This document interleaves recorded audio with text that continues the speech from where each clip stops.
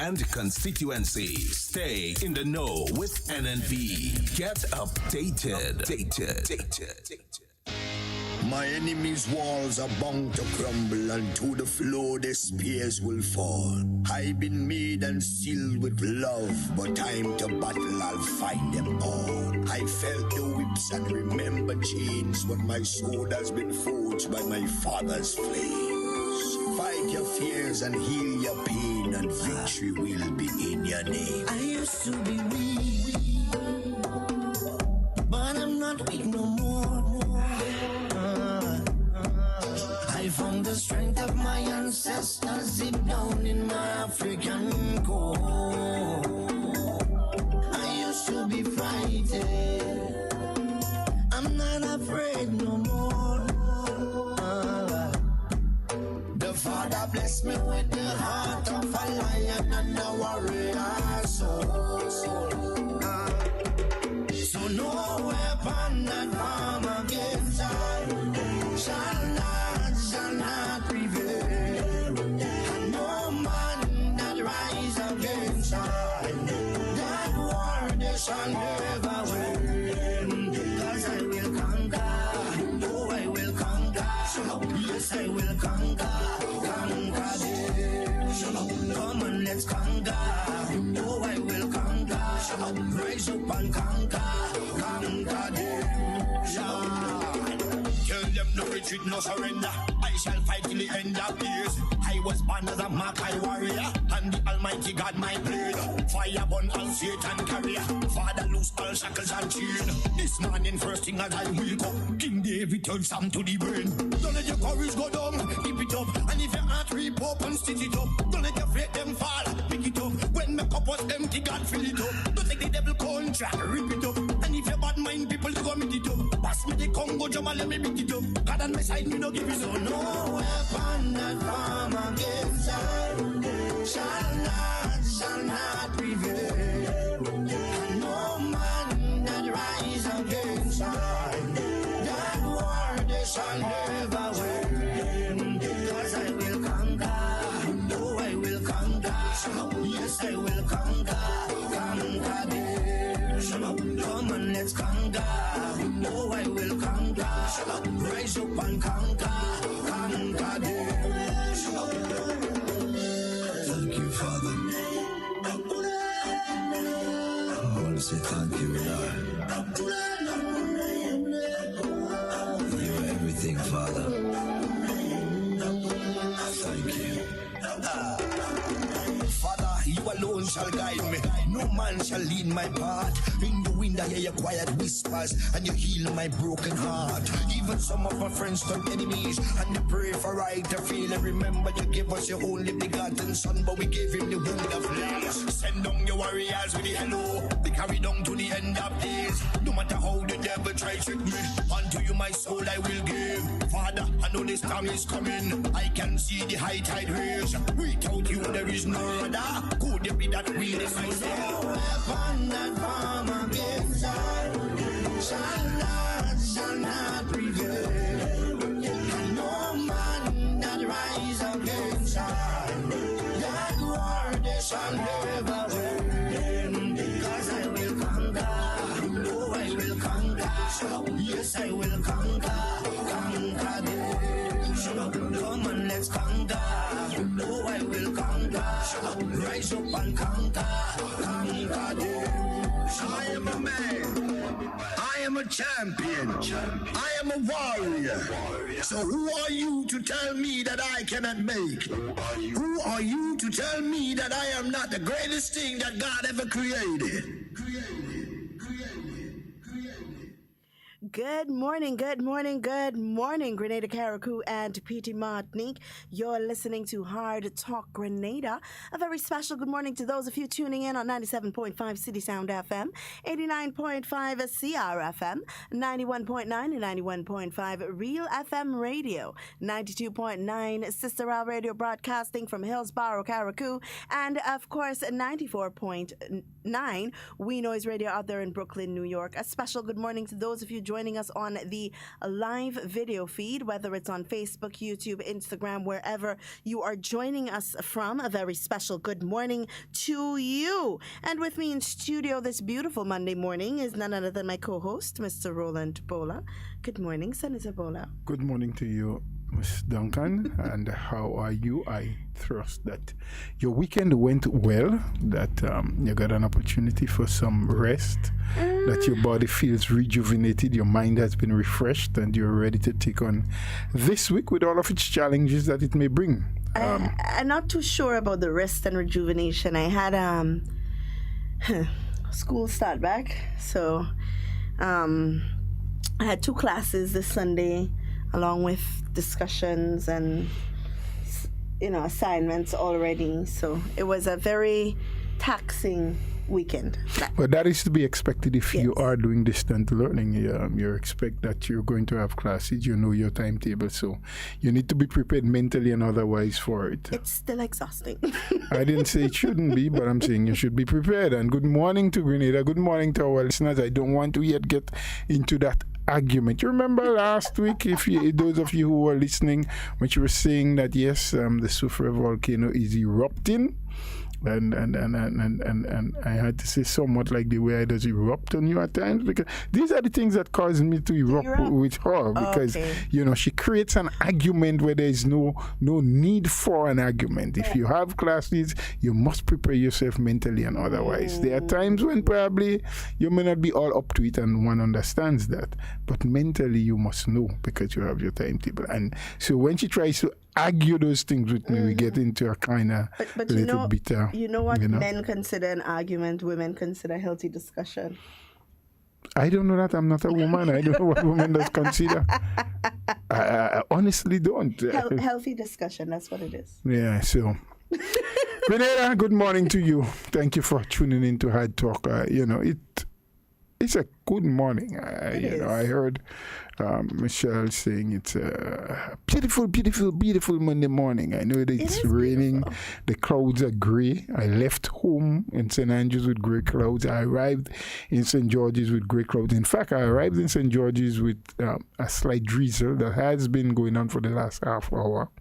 What is referred to as very light and continuous drizzle. It wasn't intermittent, it was continuous. I came out of the vehicle in the drizzle, so it's good that we're getting a kind of calm and cooling day, but the outlook is not very beautiful, as she would say. Why? It's grey, it's dark, but it has the making of a wonderful day, and I hope that you are prepared. Thank God we are in the land of the living.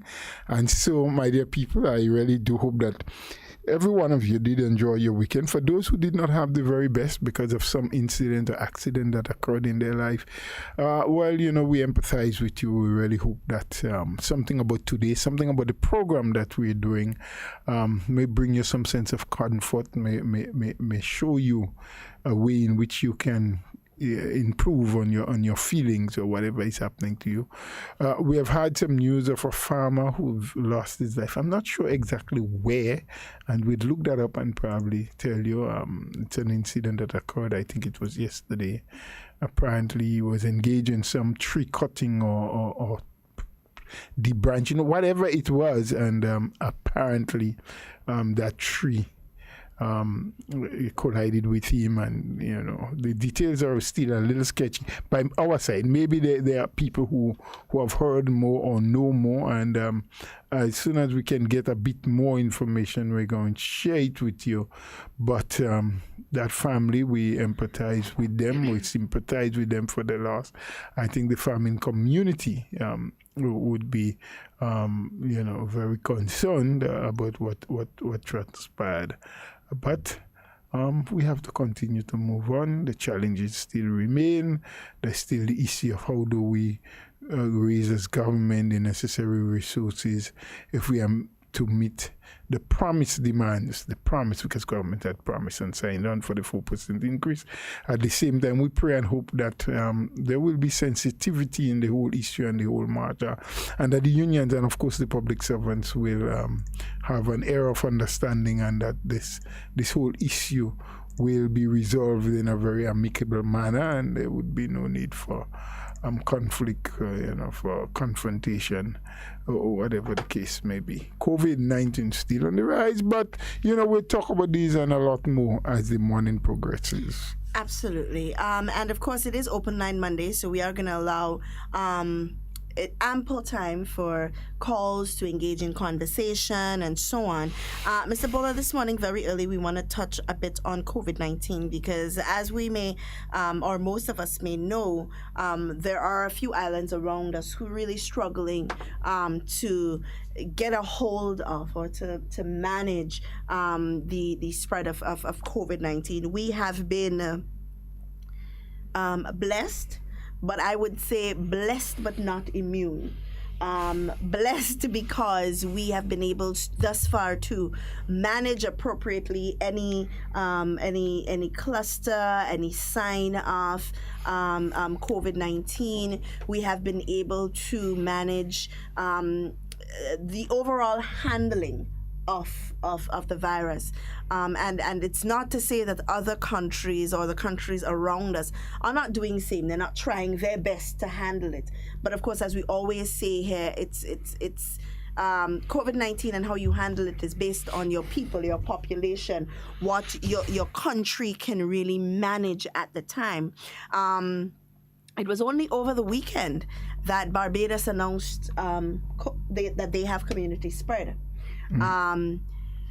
St. Vincent is yet to say those words. They are yet to say community spread, but of course, all signs are really pointing towards that. And if we were to look at the numbers, and I want to take a quick look here at the numbers of our surrounding islands. Currently, St. Vincent has 602 active cases, St. Lucia 375, and Barbados is at 744 active cases. And I'm speaking about active cases because that's really the amount that matters in this entire situation, those cases that are active.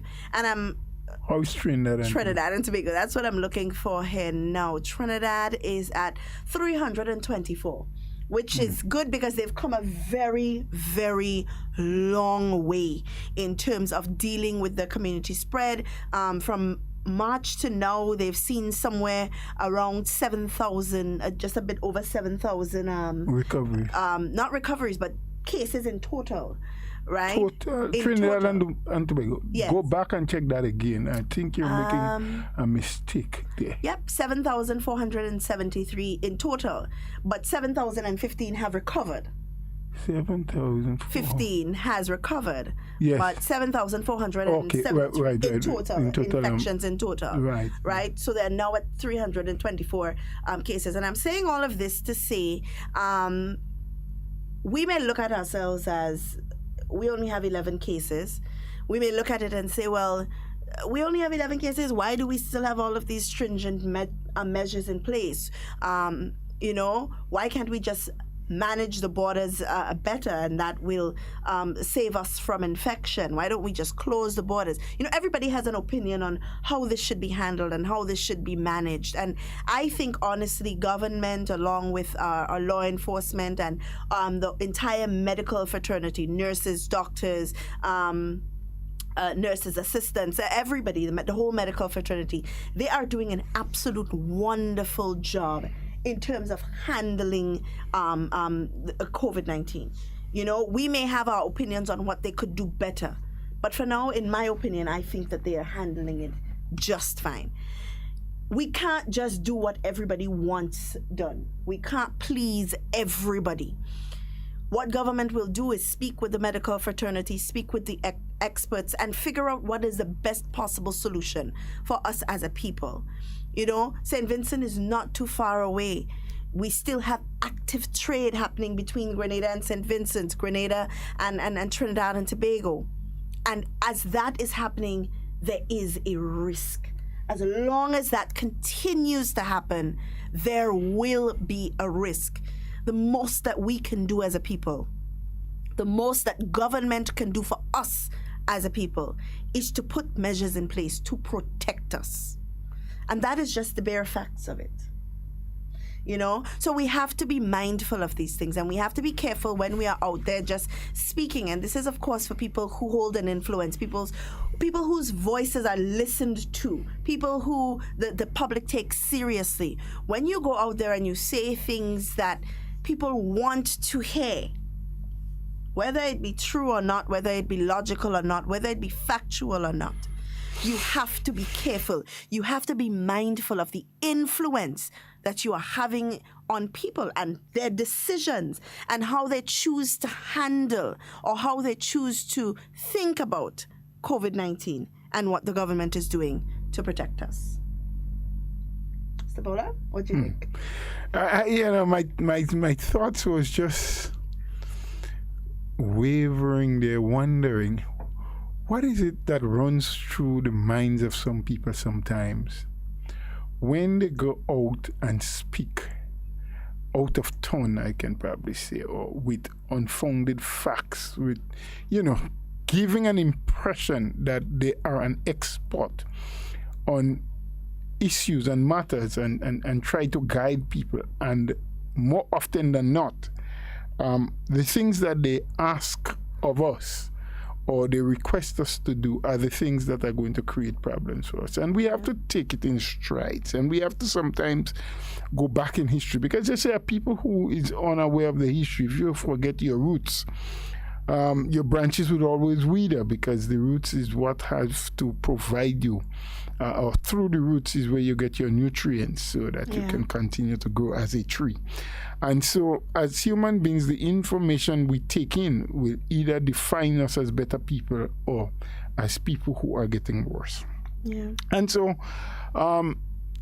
the realities of what is happening around us, but more importantly, what has already happened to us, re-COVID. I mean, we have had our own share, and there's nothing that tells us presently that we are complete, we are out, that we never have cases anymore, whether it's cluster, whether it's isolated, or even community spread, which we hope we will never have. But there's nothing there so far in the science that says we won't or we can't, or that we are immune. Yes, as you have correctly said, we are blessed. Yes, we have had good people who have gone beyond the call of duty, who have dedicated their time, their energies, and probably in some instances even risk their lives and that of the family to make sure that we are in a better place as it relates to dealing with COVID and the cases that we have had thus far. And we say kudos to them. We say you deserve all of the salutation you get, but you deserve even more. And that we'll talk about some other time in terms of, remuneration and what have you. All of it is necessary for you because you've done well. Yes? But the war is not yet over. The fight is not yet complete. We need to continue doing some of the things we have been doing, and probably in some instances doing even a little more, because we are seeing what is happening in the immediate surroundings. Yeah. St. Vincent, St. Lucia, Barbados, Trinidad and Tobago, they're not far. Our people continue to move from one to the next. We continue to interact and to trade, as you have said, with them. So it means that when some people ask, why is it necessary for us to continue to have a curfew? Why is it necessary that we want to demand that people wear masks?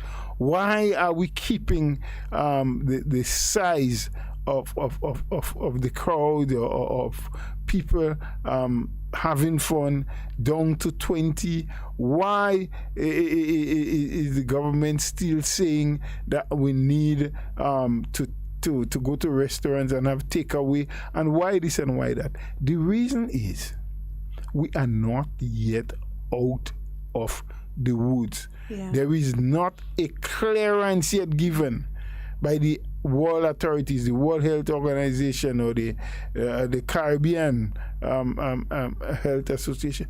No one says that the issue of COVID is over, even in spite of the fact that there are vaccines now available, and we still hear the news. Even though millions in the US, in Europe, England in particular, have done, from the latest I've heard, the last news, which was 3-4 days ago, over 4 million people in England have already been vaccinated. However, though, even after that, they have seen the worst day in terms of deaths to COVID happening in England, while vaccination is ongoing.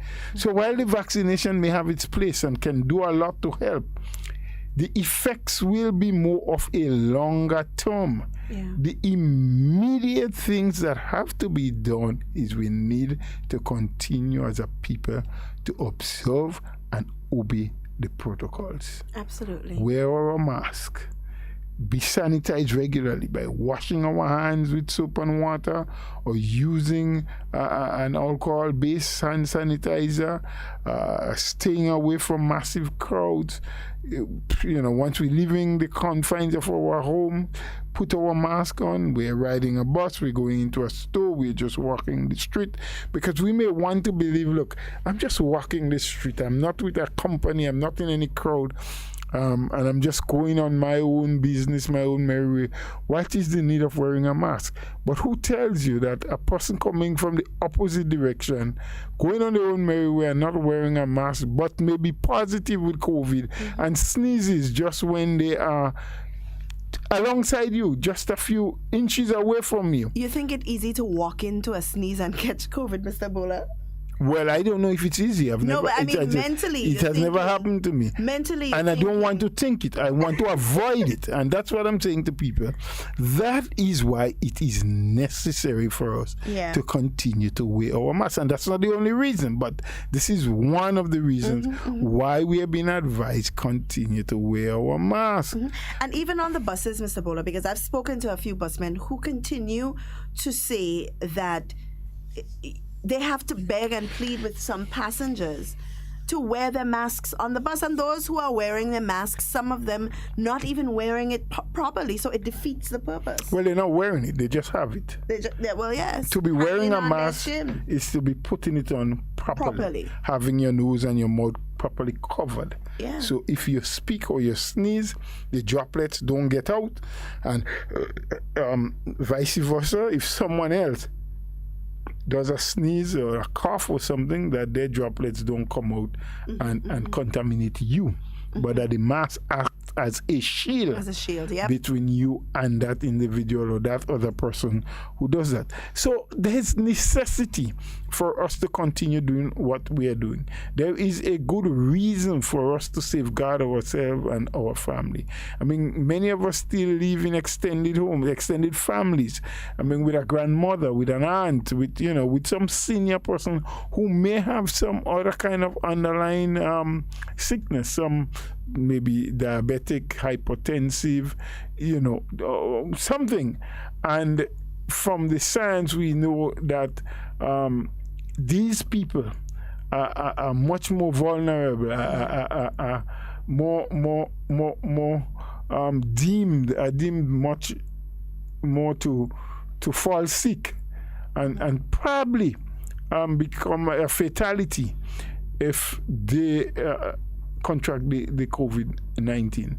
So we going out there and taking care and following the protocols is not just for our own protection, but it is also for family protection, for your wife, for your children, for your elderly mother or grandmother, for other persons in the household. So we can't be very selfish or remain as selfish as some of us are and just do the things that we feel comfortable doing for ourselves. We have to think about who else our actions can affect either negatively or positively. And it's important to note as well, and I've said this here before and I'll continue to say it, that there are people who, you have your beliefs about the COVID virus, how it was spread, whether it's man-made or not, where it originated from. You have your beliefs about that, and that is fine. That is your belief. But one thing that you cannot take away from this entire situation is the fact that COVID is real. Whether it was made in a lab, whether it came from the bowels of hell, whether it was given by a bat, whether somebody went into a restaurant and released it into the atmosphere, all of that, even if you believe that, one thing you cannot take away from that, or a fact that cannot be disputed, is that COVID-19 is affecting the health of people, the general public, and it is taking lives.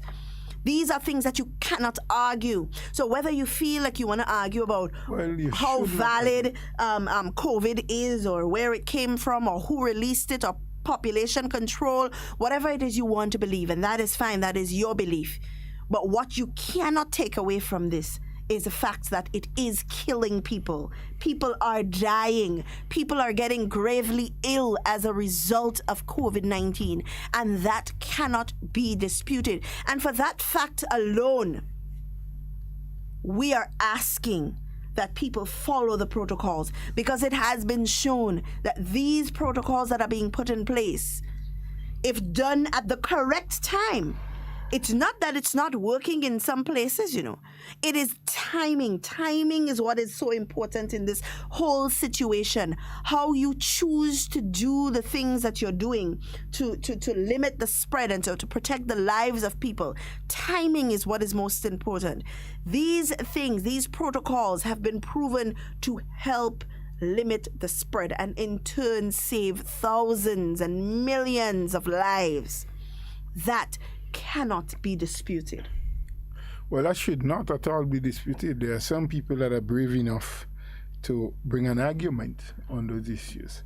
There are some among us who are brave enough that will try to define that the people who are ill and are considered patients, COVID patients, that they really aren't. There are some people that will argue that the issue of COVID and where it came from and why it came and who made it and what they made it for has to do with people some people in authority attempting to have greater control over human lives. I mean, and I've seen some things on social media. I've listened to some people. I've heard some of them talk and some of the things that they say when they talk. And it really causes you to wonder, what is the most important thing for us to be spending our time and concentrating on?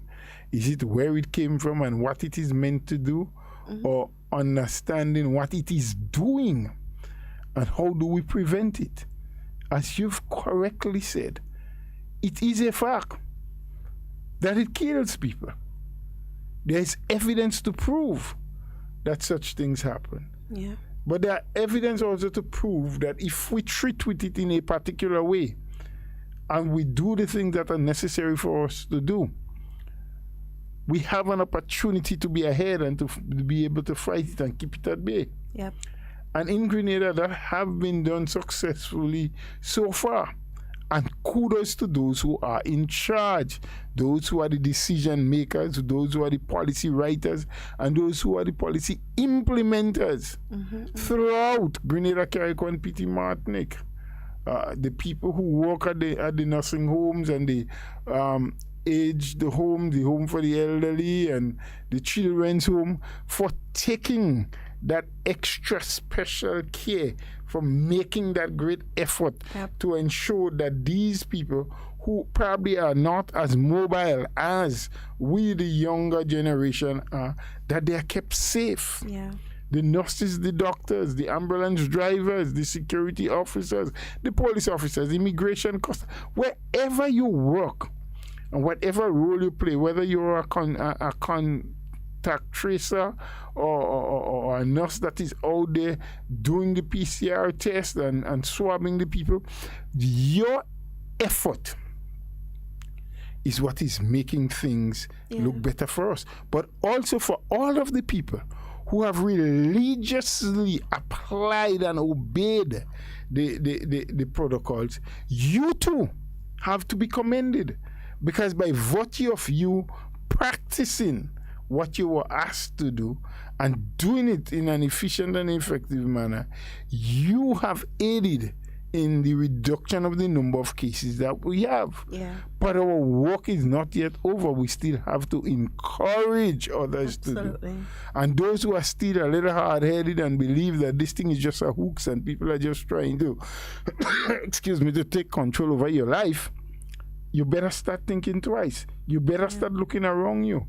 You better start seeing what is happening right in our neighboring and sister and brother islands. Yes?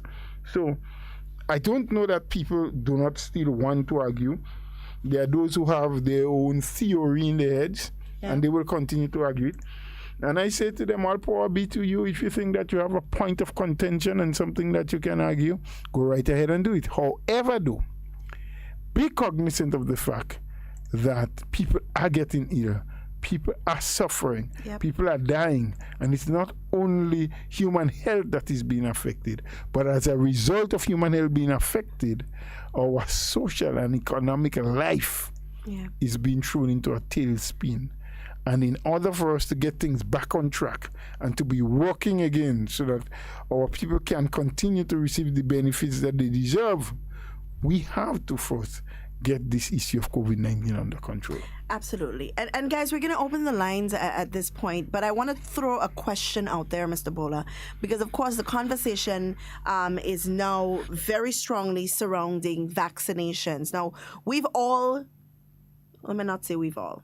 The majority of us has been vaccinated. I can't say we all because I didn't do the vaccination myself. I didn't go out there and vaccinate everybody, but I'm certain that a large number of the population has been vaccinated. Our children, when they were born, we have to take them to the health center, get them vaccinated. They have to be vaccinated again before entering school. Those of you who have gone to St. George University have done a number of vaccinations as well.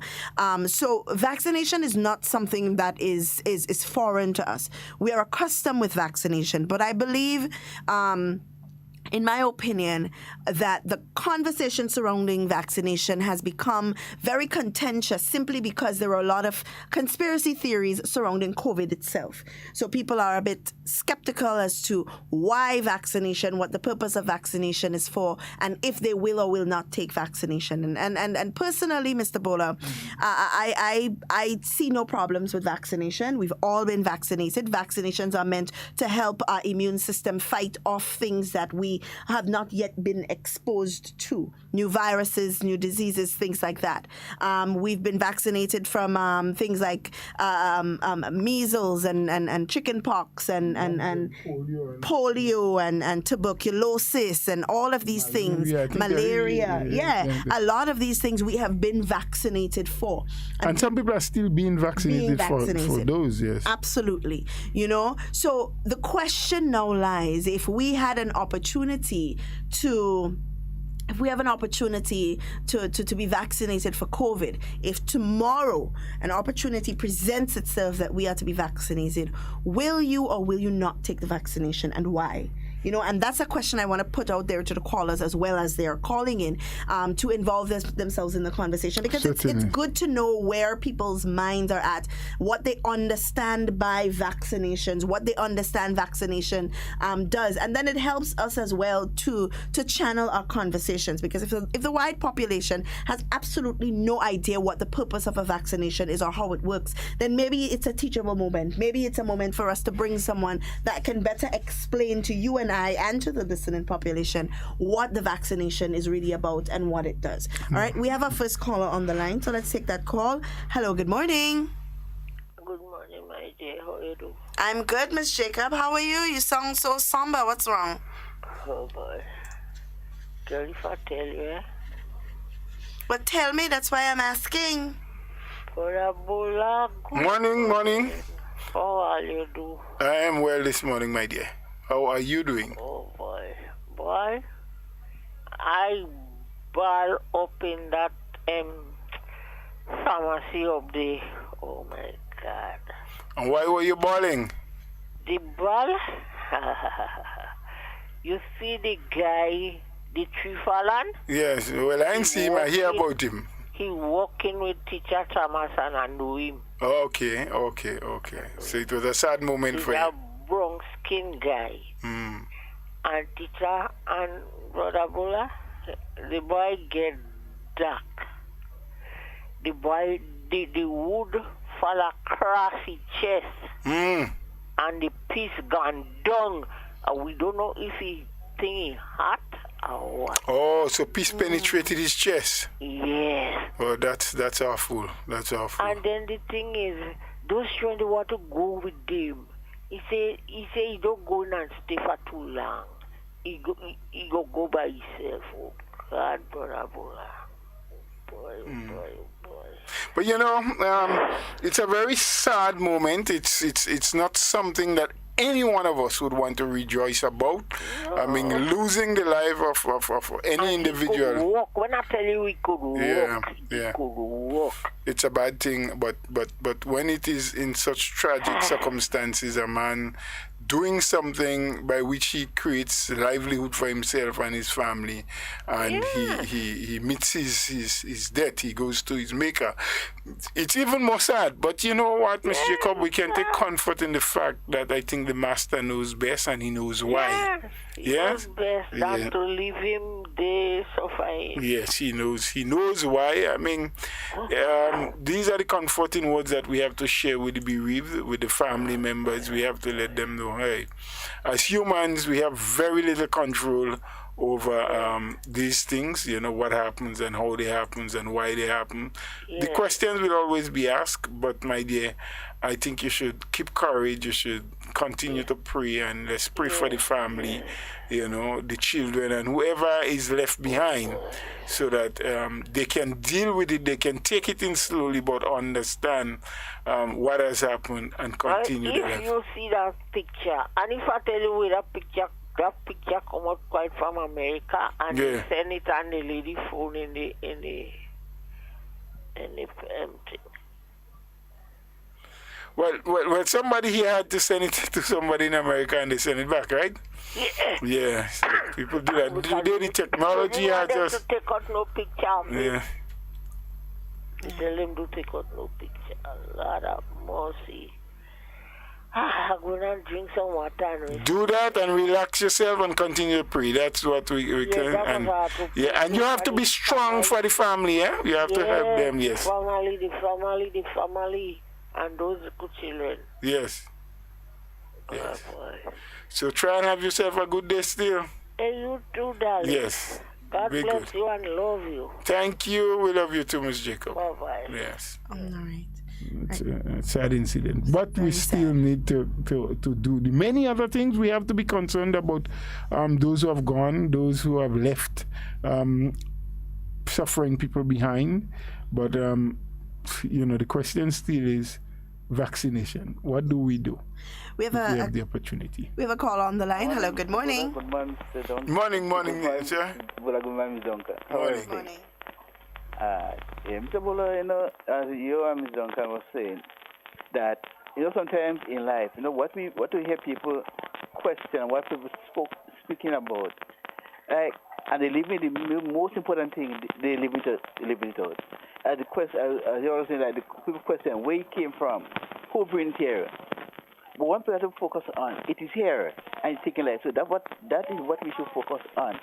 Right? And so when people focus on things that is just something that is not be focusing on, they lose the focus, and things enter here, and we have to obey the instruction.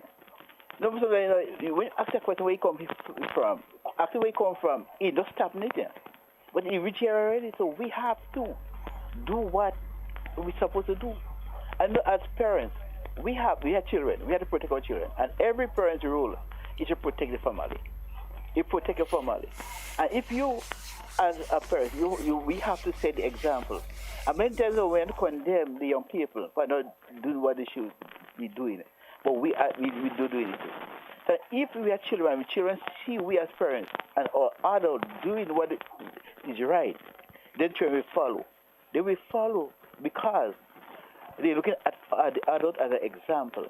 You know, you cannot put the cat to hold the horse. You have to put the horse to hold the cat. Right? I mean that people putting the foot behind.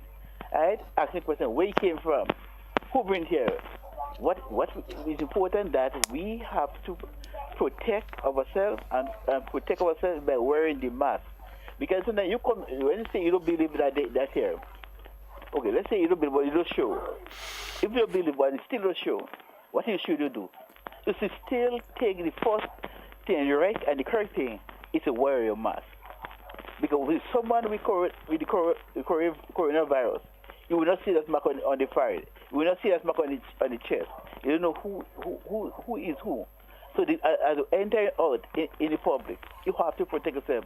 Because when you finish do what you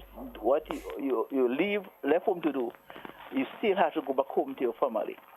You have to go back home. And by going back home, and you leave home and you go out, and you don't wear a mask, you might want to say, did I bring home coronavirus to my family? Yes, if you bring it home, but you don't know, it affects your family. And because your family don't only stay home, but they're going out in the public, and they go affect other people. But when you wear your mask and properly prepare yourself, you could prevent that from going to your home and to the community where you are living. So you have to protect yourself. And Mr. Bola, my heart goes out to the family, the young man that lost his life by cutting the tree. We sympathize with him. Because our life loss is very important. But no, like as a parent or as a wife or husband, your last a close friend of yours is not easy. It's not easy. So I call upon the family to be strong and be courageous. All right? Be courageous. And Mr. Bola, the 7th of February coming is our 47th anniversary of independence. Yes. So it becomes a long way, but there's a long way we have to go. Mm-hmm. All right? And we are proud to be Grenadians. If we are proud to be Grenadians, let us come together and work together for the good and the betterment of our country. So, Mr. Bola Mizonkat, you all have a wonderful day. God bless you. Thank you so very much, and you continue to enjoy your day. We have a comment on the live video. I don't want to leave anyone out, and it reads, "Good morning to all. Monday blessings, everyone." And yes, the wearing of the mask does help to prevent the spread of this deadly virus. I must indeed say Grenada has done and is still doing the very best to control this virus, thanks to all who are involved. Another comment reads, Ms. Duncan, we live in different time. The trust of man is questionable. That's the issue with the vaccination. So this individual is indicating that for lack of trust, we are skeptical about taking the vaccine. That individual is skeptical. I don't know. I don't know if it's we. I mean, it's been administered as we speak. It's been administered for a couple of weeks now. Mm-hmm. We have heard of some people whom it has affected in adverse ways. But that is like every medication. Yeah. Well, that's the point I was going to make. Our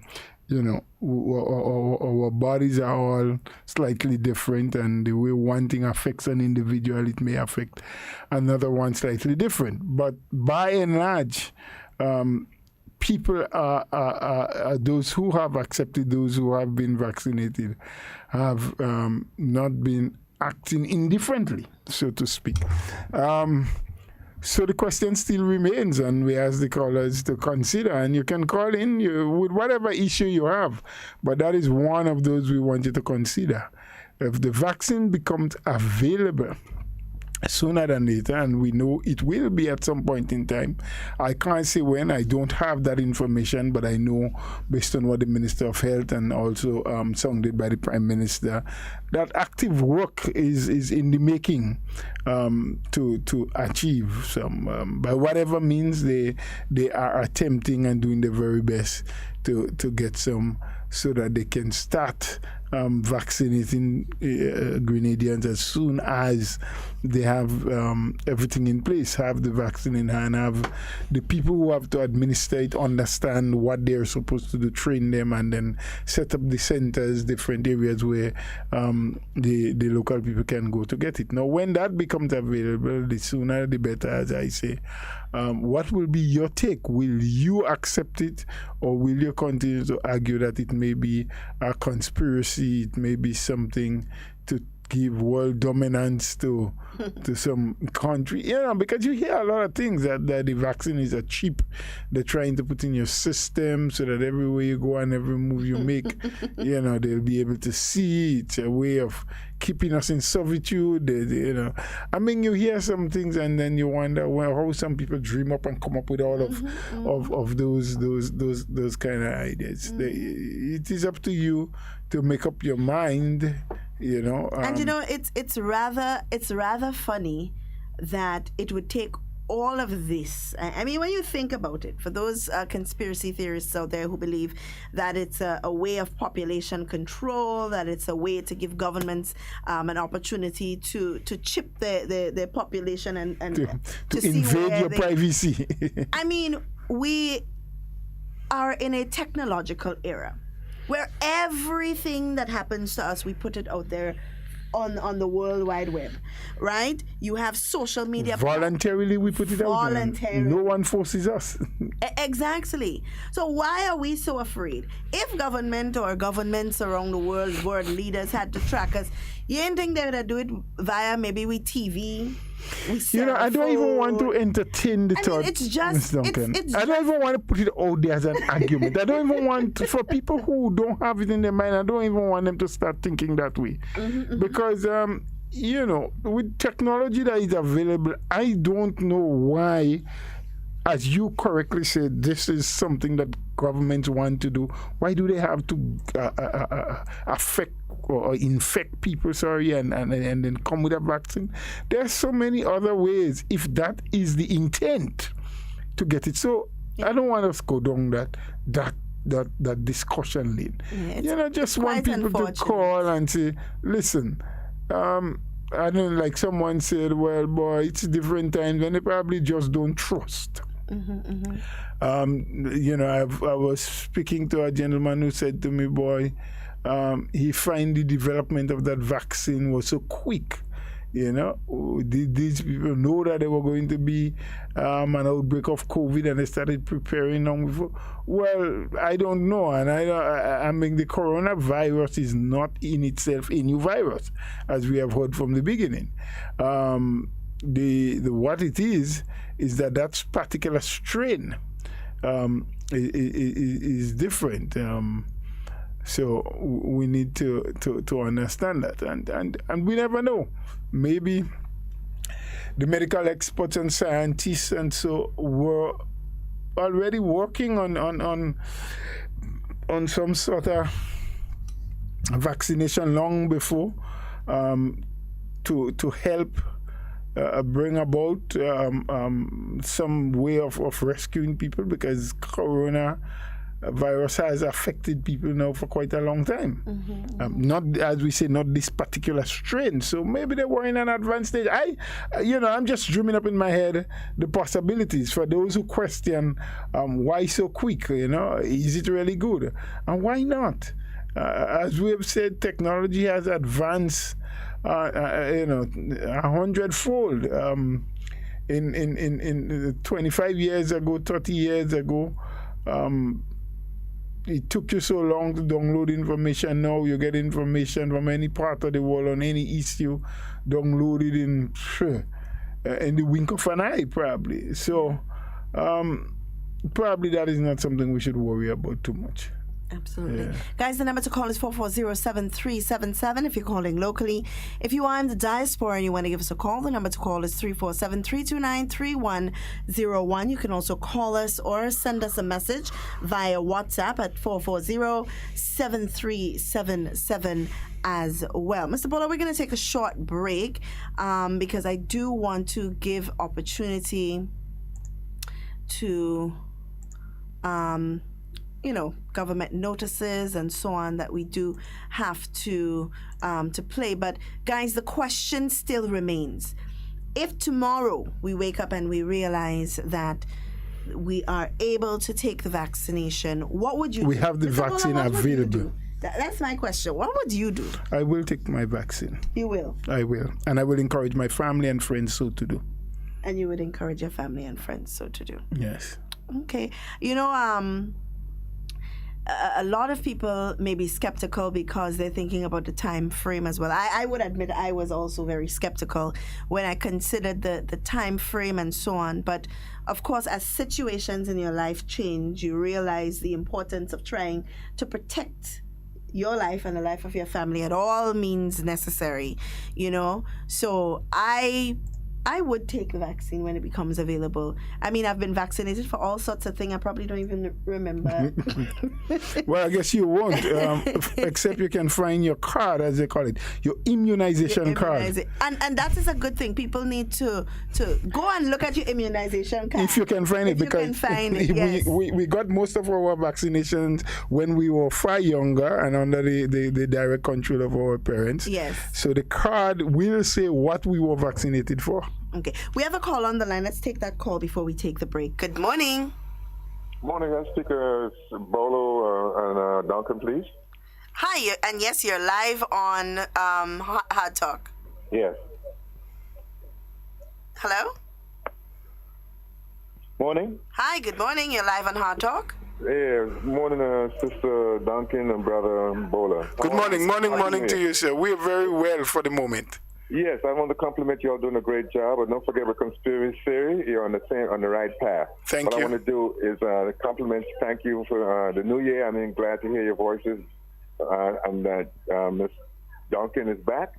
But I have a medical urgency. I have in a news Grenada today. I put in a medical for people in a medical fraternity because I have a problem. We clinical research on glaucoma. I put it out there for anybody, have a reward for anybody who wants to work with people with glaucoma and a clinical research R&D. Reward is $10,000 an acre of land for anybody who's willing to work with people with glaucoma. I just got blind, so I wonder if you could pass that on to the diaspora. Please. Let me just ask you quickly. When you say people wanting to work with people who have glaucoma, you want them to come forward so that they can get, so that research could be done, or you want... Right. My credit is running out, right. So let me give you the PO Box 32190. My number is 520-7209. 520-7209. Fraternity. Okay, caller, could you? Credit is running out. Yeah, give me your cell phone. Give me your cell phone number. Let me call you back. 520-7209. PO Box 323290. Okay. My credit is running out. It's in England. Okay, please, caller, out there for me. I would like to call you back so that you can give us more information. So can you give me a number that I can call you on right now? 416-9564. This phone doesn't really work well. Okay, so I'll call you right back. Burns Point, yes, Grenada. Okay. I think I need more clarity. Well, I think we all do need more clarity. So let me try to call. About to take the break for the notices. Yes, and then we'll call him back. Or maybe you can call him in spare time and see if we can set up some more, something where either if the person is local and can come to studio, or if we can dedicate a day in which that person can call to give more clarity on what they're really asking for. Yeah, because I know a few people with glaucoma that might be very interested in something like that. So, guys, we're going to take a short break, and then we will be back with more conversation. Remember, the question at hand is, if we were to be vaccinated, would you take the vaccine? That's not the question at hand. The question is that if the vaccine becomes available, are you willing to be vaccinated? And if you're not willing, why not? What is your qualm or your concern as it relates to the vaccine? Guys, we're going to take a short break, and then we will be right.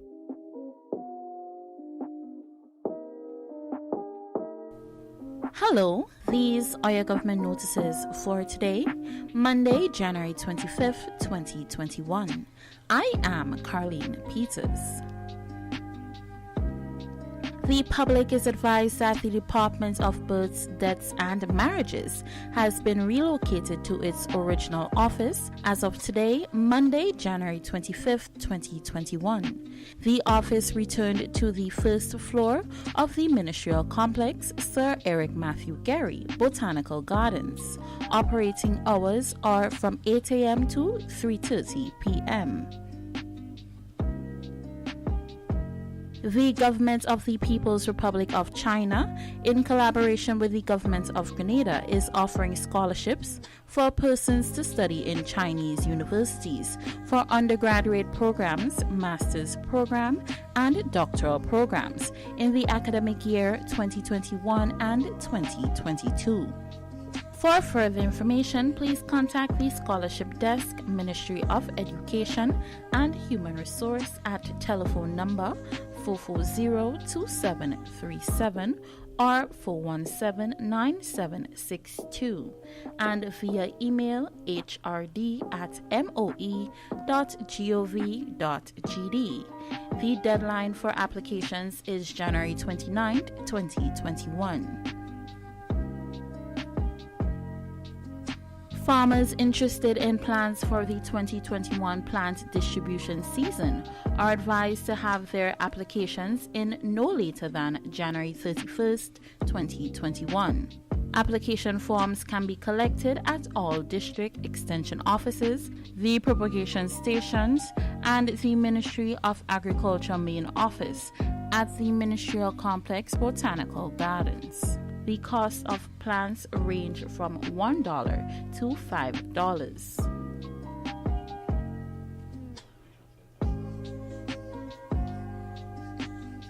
The Ministry of Health in Grenada has launched its Protect, Respect, Always Wear Your Mask COVID-19 prevention campaign. The objective is to encourage the Grenadian public and visitors alike to wear a face mask when in public spaces to prevent the spread of the coronavirus on the island. The campaign, which promotes the personal, economic, health, and social benefits associated with the proper and continued wearing of the face mask, has attracted the support of top government officials, business operators, community leaders, groups, organizations, and individuals who are lending their voices to spread the message. And now for your government reminder. The Ministry of Sports, Culture and the Arts, Fisheries and Cooperatives wishes to advise the general public that the Division of Cooperatives, previously located at the National Stadium, has been relocated to the third floor of the ministerial complex at the Botanical Gardens in St. George. Therefore, all correspondence to the Division of Cooperatives must be sent to the aforementioned address. The division can be contacted via telephone number 440-6917.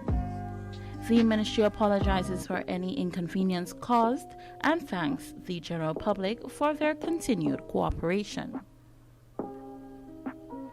These have been your government notices for today, Monday, January 25th, 2021. I am Carleen Peters. Until next time.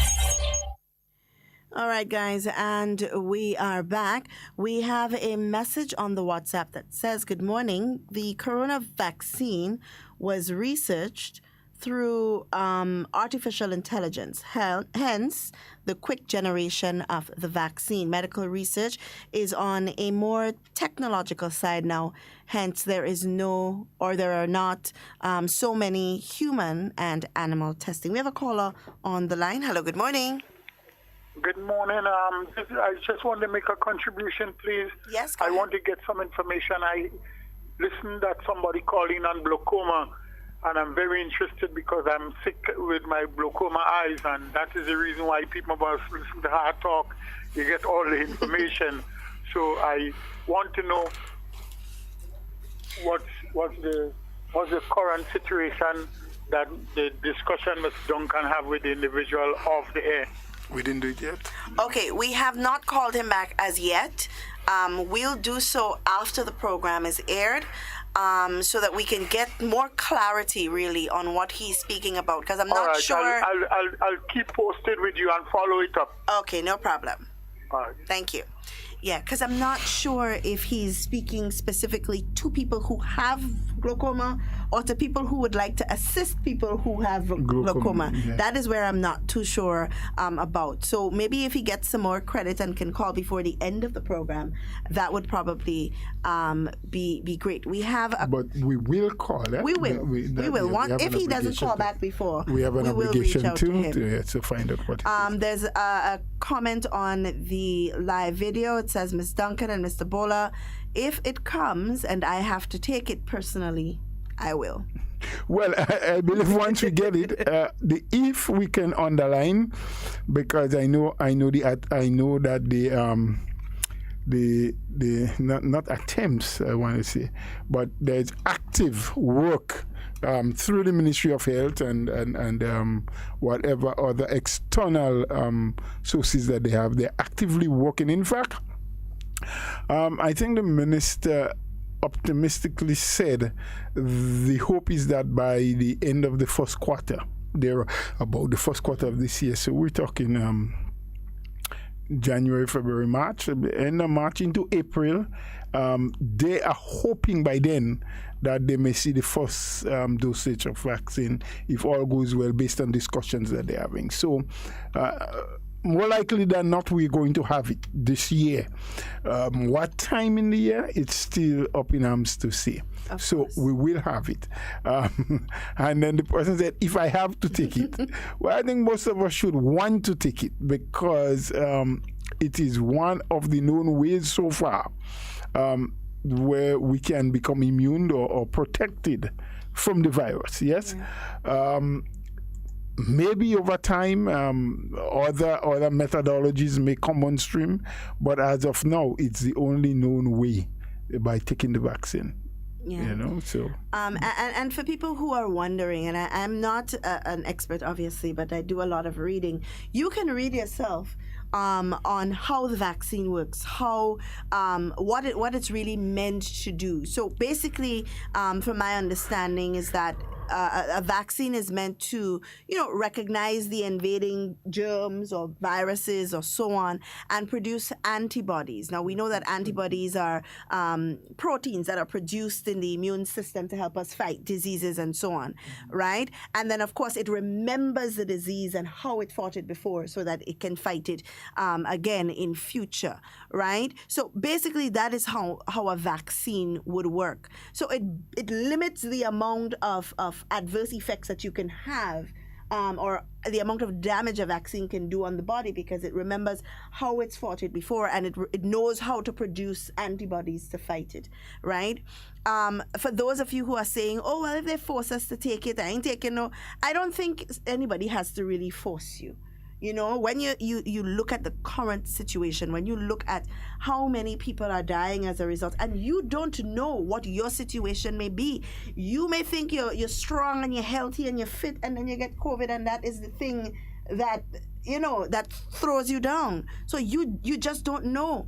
And vaccines are mandatory in schools, because I know in most schools, when you go to register your child, you have to come with the immunization card, and you have to make sure that they have whatever immunization they need to get into school. And if they don't have it, they have a nurse there ready to immunize that child. Well, that is for certain illness. I am not sure, and I don't believe, from my listening of parliamentary debates from since COVID to now, that COVID vaccine have become mandatory. So you are correct about having to bring your immunization card because, the things like rubella and measles and chicken pox and those things. Yes, children must be vaccinated. You must be immunized, as they say, from since you are a baby. And in fact, it starts at the hospital from ever since that baby comes into the world. If they are born in the hospital, that they give a card and they start providing them periodically with the various shots, as we call it, that they need to get. Even in school, there are some that you didn't get before you enter school, and they even provide it during school time. I don't believe yet that corona is one of those. They have not put that onto the list. Yeah. Would that ever be? I don't know. Would it become mandatory? I think it is something that the medical fraternity would have to discuss. They would have to, and I don't think it's just Grenada, but I think it is something more that the World Health Organization will first give advice on, and I think local medical experts will do the discussion. And because and I'm saying that also from the standpoint that we are hearing of new strains of the corona. And I believe it was Moderna. That's one of the companies or one of the vaccines. They indicated that they believe that their vaccine is effective against the new strain, but they're also in the process of creating another type of vaccine to fight against that new strain as well.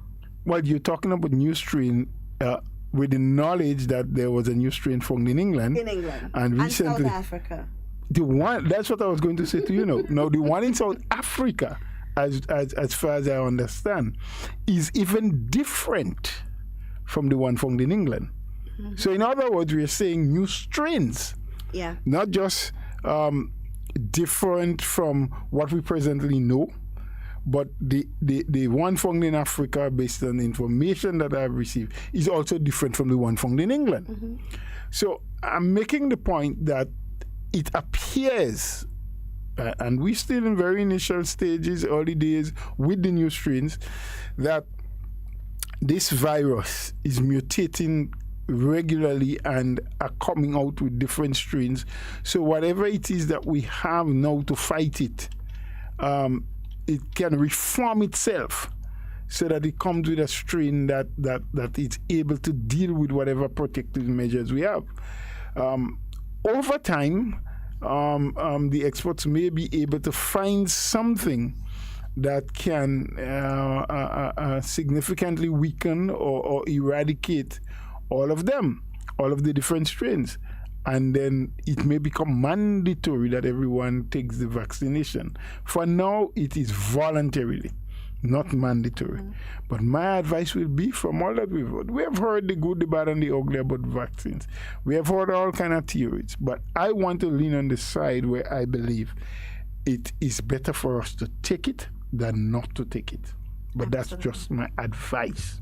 Absolutely. It's not a command. Remember, the number to call is 440-7377 if you're calling locally. If you are in the diaspora and you want to give us a call, the number to call is 347-329-3101. And you can also send us a message via WhatsApp or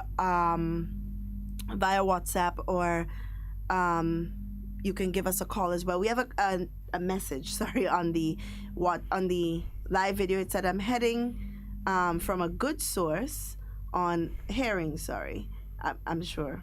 I'm reading it as it is. I'm heading from a good source on a job interview.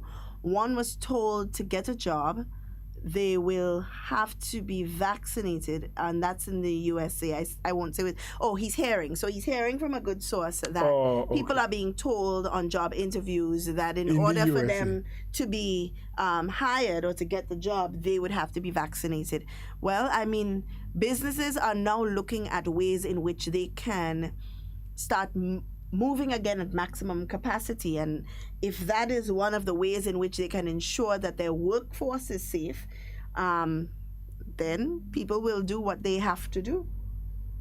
We can't say otherwise. We can't say yes, we can't say no, but at the same time, you have to do what you have to do to protect your livelihood, to protect your business. So guys, it is It is something that we must sit and we must think about. It is not something that we must just make an emotional decision about. It is not something that you should listen to hear say, and that is important. Speak to your medical professional. You have doctors. Most people have family doctors. If you don't have a family doctor, there's somebody in the surgery. We don't say surgery. In the surgery. The medical station, the health center. Well, surgery, I think, was a word we used a long time ago. Yes, there's somebody in the surgery you could talk to. The medical station. Go to the doctor. Seek medical advice. Even if you don't want to listen to the medical team that has been put forward by the government on whatever committee. There are lots of doctors in Grenada, lots of medical professionals. Speak to them. Get a clear idea as to what this vaccination means, what it can do for you, and how it can protect you, and how it can protect your family, your children, and also the lives of other people as well. Because you're not just being vaccinated just for you. You're doing it for other people also.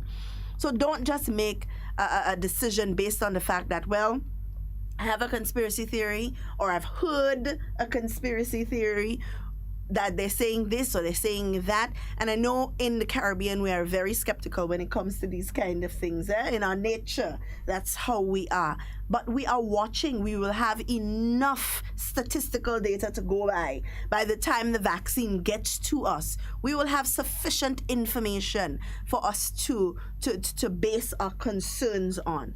The media has done, Mr. Bola, a number on us as humanity, Because in the age of the Spanish flu and cholera outbreaks and Ebola and all of these things, when social media wasn't so rampant, or the use of social media wasn't so widespread, people were not as skeptical, but I'm quite sure that the same kind of thing would have happened. But social media is molding us and fashioning us in a way where we take opinions off of social media as if they were facts. Well, it's very unfortunate, and it's one of the downsides of advancement in technology. While I am a firm believer that we must always press and push forward, and for the utilization of more technology, because in many ways it has brought an ease in the way we do business, the way we do things, the way we spread information, and so. But in so doing, I think they have to find a way to bring better control. I think there's something in social media that can fact check stuff, and maybe if that can happen even before it gets to the public, and so those things that are not necessarily factual, that it can be eliminated, it can be deleted. It's a thought that I have, really. So that most of what we get on social media comes across as positive, uplifting information. Well, there's that thing that speaks to free press, and also freedom of speech, and it's a very fine line, really, on what you consider freedom of speech and what you can consider inciting fear and inciting and propaganda. A very fine line. But it's up to people, I believe. People must take a stand on finding reputable sources of information. But you can only expect you can expect people to find reputable sources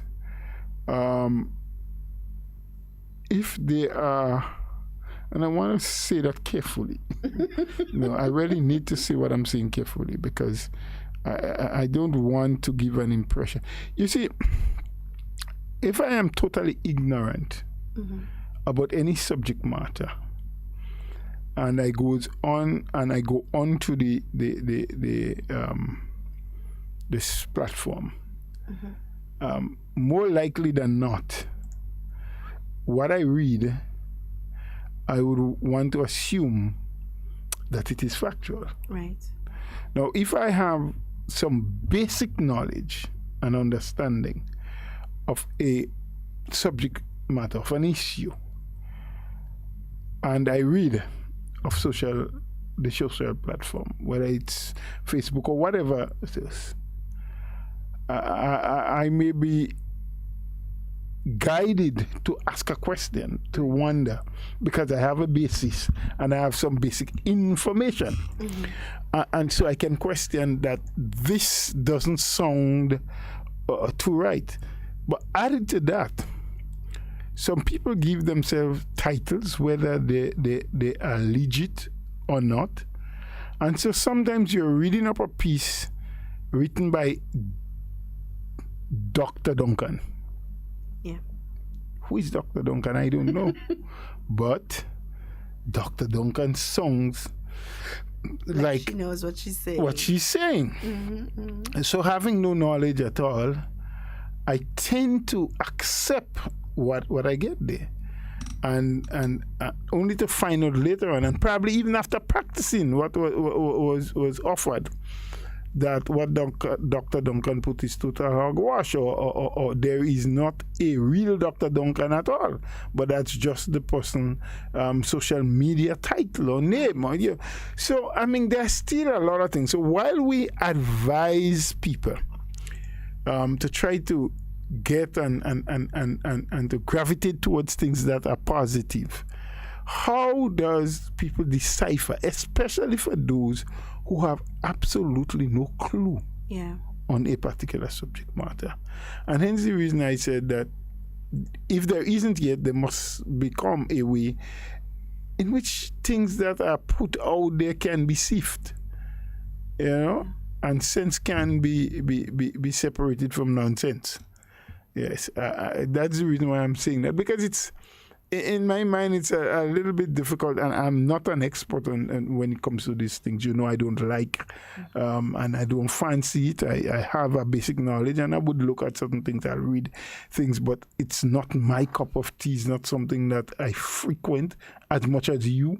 I don't even have a Facebook account, because, I feel sometimes some of the things that are exposed there on Facebook and those places are really not my business. I mean, sometimes you go on and the things people talk about their own selves, about their own family, about what they do in their lives and the pictures they put up. I mean, why is that necessary? So it kind of turns me off a little bit. But we really need to be careful. And I thought the best advice that was given is go into your health center, go to your doctor, go to a medical personnel who you can go up to face and ask a question. Yeah. People you can identify and verify. Right. They may be able to advise you much better. Yeah. Or they may put you on give you some sort of information so that when you read, you go onto social media now, you are in a better position to decide whether that what you're reading sounds authentic or not. Don't let social media be your guide, basically, is the message. A lot of what happens on social media is people sharing their opinions. Like, for example, I myself share things on social media. But what I share on social media is what speaks to me. Yeah. What speaks to my belief.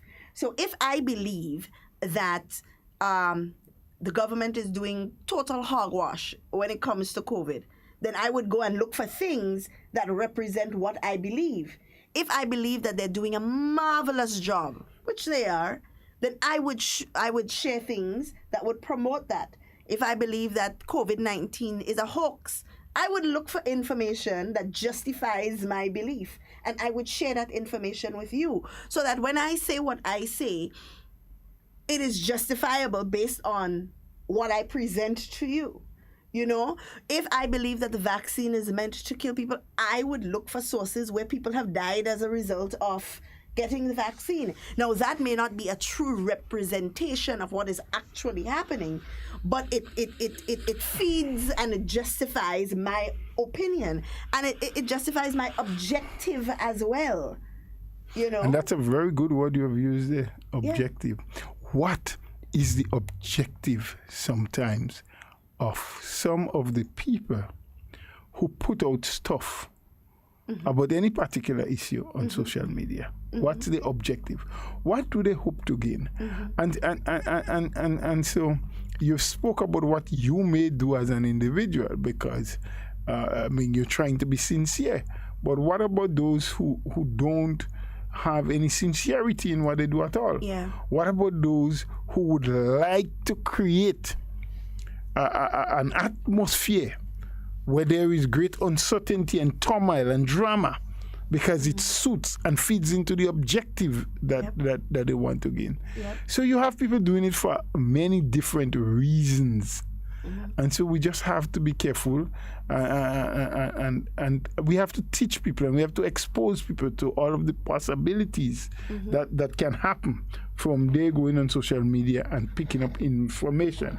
Because granted, some people are totally ignorant and innocent and may do things, but the question still remains, and we have had some people send the ideas to us via the live platform, but you can still call. And don't let what we have placed there bother you and feel that you shouldn't call because you don't know what to say. You don't have to just call to talk about that. Any other issue, but we're just saying that one of the things we'd like you to make mention of is whether or not you are prepared to take the vaccine when it becomes available. And if you don't, why not? And it's important, and that's why I always advocate for public education, Mr. Bola. And it's not just about government or Ministry of Health going out there and saying to the people, this is why you should be vaccinated, or this is what should happen, and so on. While it is their duty to do these things, to make sure that the public is comfortable and has enough information to guide their decisions, I believe that there are a lot of other medical professionals in our society. Grenada has a lot of doctors who can help the process. They can. Who can offer their services, offer their advice. There are a lot of radio programs and television programs and so on now in this time, that can help get the message across, that can help educate the so-called ignorant. Those who just really don't know better, who don't know what it's about. I'm sure that there are people who just bring their children. They know after 3 months, you're supposed to bring your child to the health center to get vaccinated. They've probably never asked what vaccine it was. They probably don't know what they're vaccinated against. And these are things that should be public knowledge. These are things that people should be invested in finding out about. How many things have I ever been vaccinated for? Do I know if maybe I go to another country, if I'm vaccinated against things like rubella or yellow fever, mumps and these things? Do I know if I have these vaccines? These are things that are important because Mr. Bola, I don't even know where my immunization card is, to be honest. I have my children's immunization card because I probably understand. But it's your responsibility to have your children know. Right, but I don't know where mine is. I don't know where mine is either. And my mother has gone to the great beyond already, so I can't. Exactly. I can't ask her. So I don't know what I've been But I trust that I have been given all of what I should have been given. You trust? As a child. Okay. And so now I have to make the decisions of those that I take as an adult. Because as an adult, yes. I now have that right and privilege to make decisions on my own. Okay. When we were children and we were immunized, we didn't have a choice. We didn't have a choice. No, we didn't. And it was like a routine. It's routine. You go into the health center after 3 months as a routine. You know that that's what you're supposed to do because somebody told you, okay, after 3 months, your child needs to go in and get immunized, get vaccinated. We never questioned it. Well, I've never questioned it. We've never questioned it. So it's important for us to find out these things, know exactly what we've been vaccinated against, why we've been vaccinated, and what the purpose of these vaccinations are. We have a caller on the line. Hello, good morning. Good morning, Ms. Duncan. Hi, good morning. How was your good weekend? It was, well, you say it was good, so I assume, assuming you know it was good. I want to know how was Mr. Bola weekend. That's but okay. I guess it was okay. Don't guess anything about me, my brother. Good morning to you. You don't want to know, I won't tell you. I'm just making a guess. Don't guess. But don't guess. That's correct too. But I don't even want you to guess. If you don't want to know, there's no need to get into it. Let's talk about other things that you call for. I mean, if it's to talk to Miss Duncan, go right ahead. Talk to her. I find Mr. Bola does get offended when you call to speak to me. Jealous. You know people jealous. But I don't know how to spell this word. I can't recognize it if it's any word, so I don't know nothing about what you're talking about. Oh my goodness. Anyhow, you would like to answer your question if the vaccine is available in Grenada. If I would take it, my answer is no. Wow. Can you tell us why? Would I encourage people? Yes. Would I encourage people to take it? No, I would not. And the reason why is, to me, well, first of all, personally, I do not have anything to do with any medication. I don't take medication. I don't get involved in no medication whatsoever. I don't even take a flu shot. Okay? But what I also have questions about is in the time that this vaccine was prepared. Now, we speak about the other vaccines and stuff, and I hear the argument, but this is what you all, I think, respectfully, Ms. Duncan, is missing, that the other vaccines take years to develop. It was not developed in the space of 9 months or 6 months. It literally took years. Some vaccines would have taken up to maybe 12, 13 years to develop. This one was just an overnight thing.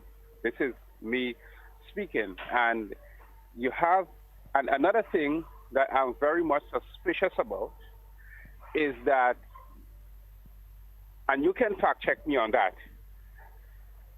there before the vaccine was released to the public, the federal government had to agree, had to make some kind of thing, and as I say, you can fact check me, that the companies, whether it be Pfizer or Moderna, cannot be sued in court if there is any side effect. This is the first vaccination that this ever had. Every other thing you can sue for this or that if you have this, that, or whatever happens, and we see that going on. We see litigations going on and stuff. But for this one particular thing, both the Pfizer and the Moderna vaccine, you can't sue the company for it because that had to be an arrangement made between the federal government and the company on behalf of the company before the thing was released. So that again has me very suspicious. So one, I don't take medication. I don't even take a flu shot. And secondly, because of that agreement, I can't encourage anybody to take it. And if it comes to Grenada, I personally, and this is my personal thing, and I'm being honest, think that the government will at least do some kind of post-vaccination in one way or the other. I know Mr. Bola said earlier on that it was not the language in Parliament. I think there's an emergency vehicle passing. Sorry about that. Mm-hmm. But the reason why I have lack of trust is because somebody who I look up to in the person of the Prime Minister broke one promise, one important promise, and I don't know if he can do it again. In relation to, he said in his last campaign trail that this was going to be his last thing. And come on, I know we have a lot of people in the party, but then lately I see he's saying that he's going to run again.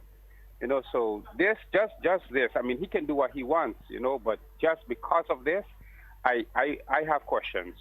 So that's why I say I'm not sure, even though... So because of your question about the vaccine? No. No. I was kind of wondering.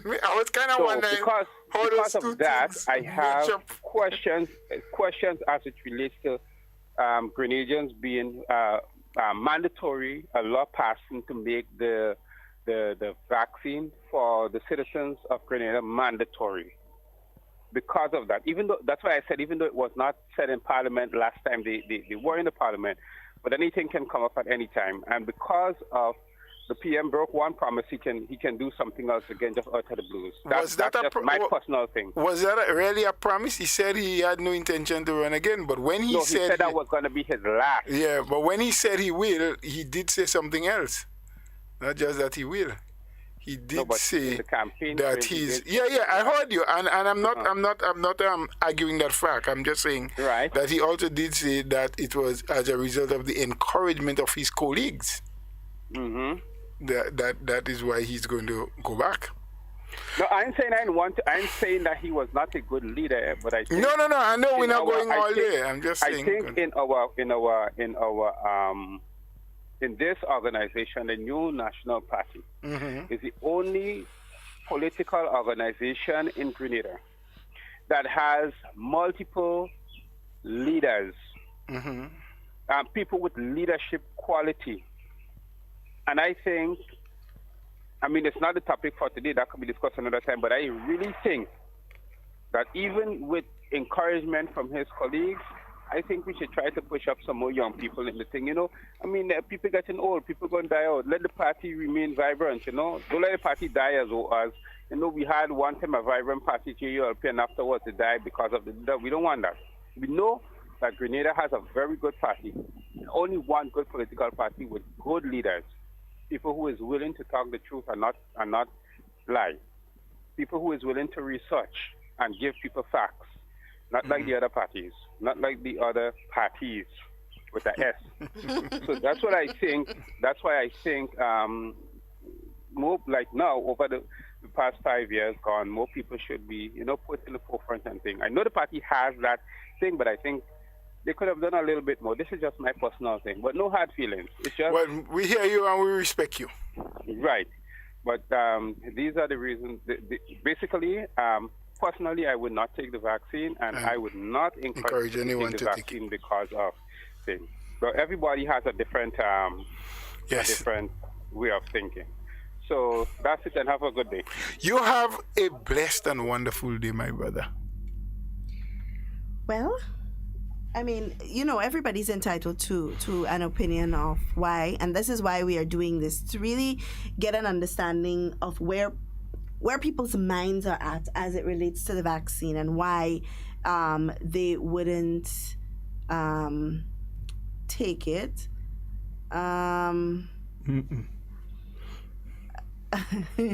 This person is saying no scientific awareness. The COVID vaccine development didn't start last year, and you're talking about scientists, people who are educated to do good.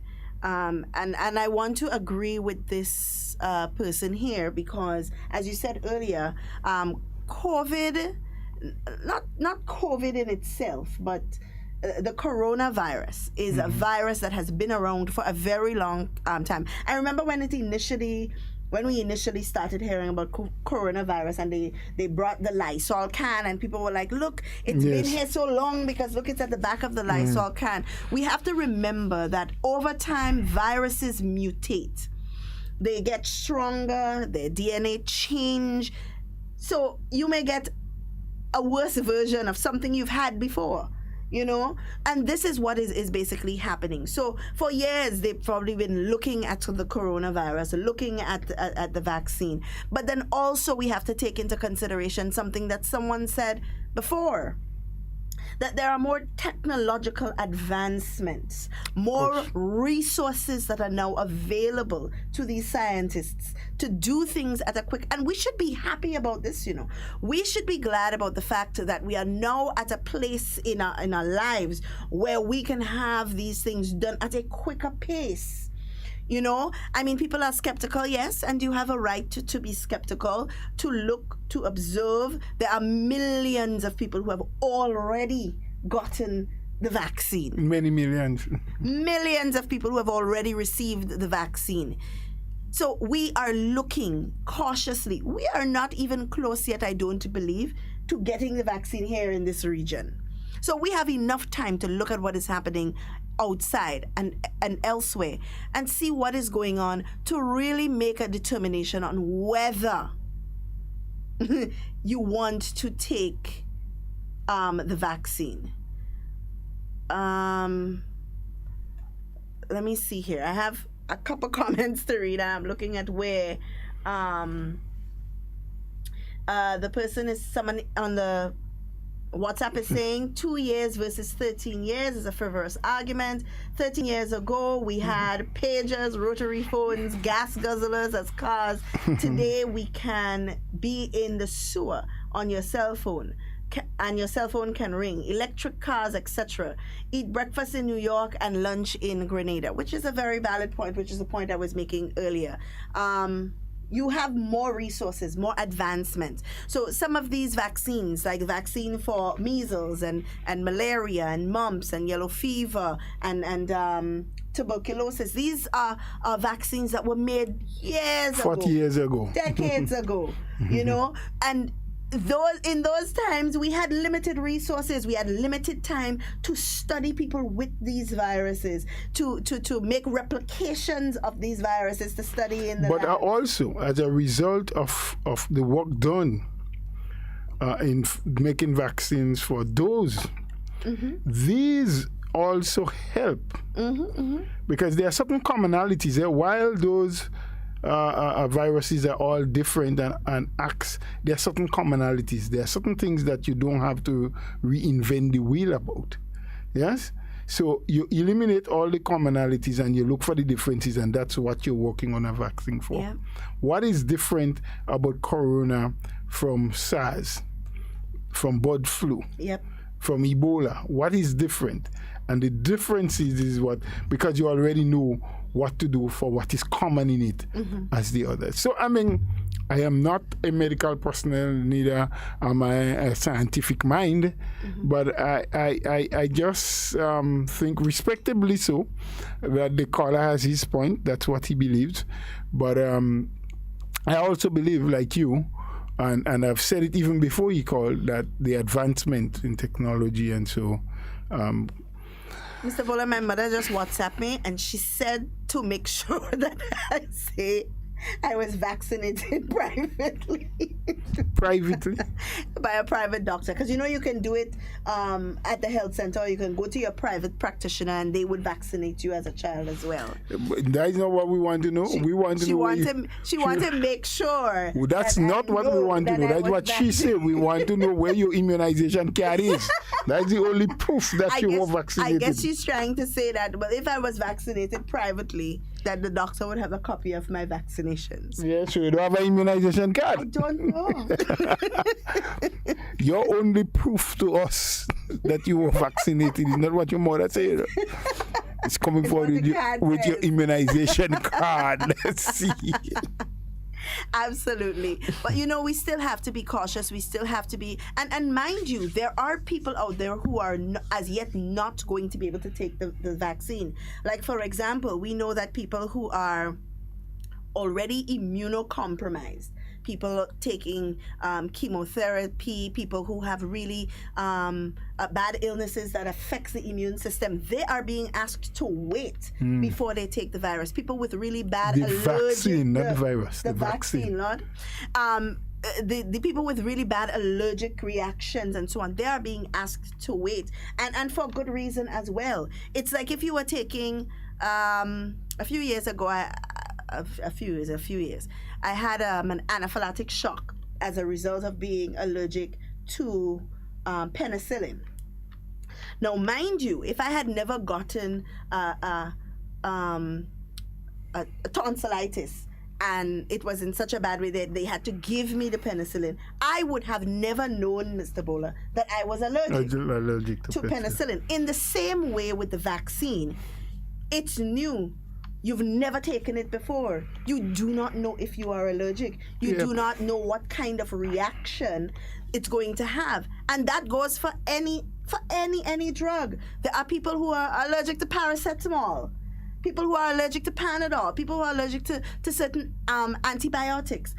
you will never know. And in order for them to find out if I was allergic, they had to give me a tester shot, They had to give me a booster shot on my arm to see if I was allergic. The reaction I had to the booster shot, well, I didn't have a reaction to the booster shot. It's when they gave me the actual shot, the dose of penicillin. That's when I had the reaction, So you never know what you're allergic to until you try it. And that is why they have asked that people with these kind of problems, these kind of illnesses that affects your immune system, that you wait a while. It's not because they're saying, oh, well, we don't know what the vaccine is going to do to people. So just if you have an allergy, don't take it. It's not that. It's like with every other drug, you have to be cautious and you have to be mindful that there is a possibility that you may be allergic to it or that you may have some reaction or some adverse side effect with every drug. So it's not, and this is not us trying to convince the population to go ahead and take the vaccine. At the end of the day, the choice remains yours, but you must have a valid, scientifically backed reason as to why you are not going to take the vaccine for this virus. Why you keep saying you're not going to take the virus? Virus is in my head. The word is just so you there. need to go and vaccinate yourself for that virus to get out of your head. I think so. I want to be first in line at the top of the list. Well, try your best, my dear. I am not fighting for it, but I will take it once it gets here. My friends, it has been another good day for us. We want to say thanks to all those who participated in the program. We have to draw the curtain down now? No, I want to remind you to talk about Parliament, Senator. Oh, just on Wednesday of this week, the Senate should be meeting in the Parliament, so the upper house, and on agenda, basically it's the resolution which was passed, was debated a week or so ago, a week and a half ago by the lower house, the House of Representatives. That will be discussed in the Senate on Wednesday. So from 9 o'clock in the morning, we'd ask people to join in. There are several radio stations that will bring it, including the HARDTALK program that it will be on. And so you can be aware, or you can get more information, I should say, because I think by now almost everyone in the population is aware of what has transpired with the WIB government buyback shares, and what is the move forward by government, what they intend to do. So join us on Wednesday, but today, we have come to the end of our program for today. We have been talking COVID-19. It's still very relevant. Please do not think that because there is a mere 11 active cases in Grenada at the moment, that it is irrelevant. We want to encourage you to continue to follow the protocols.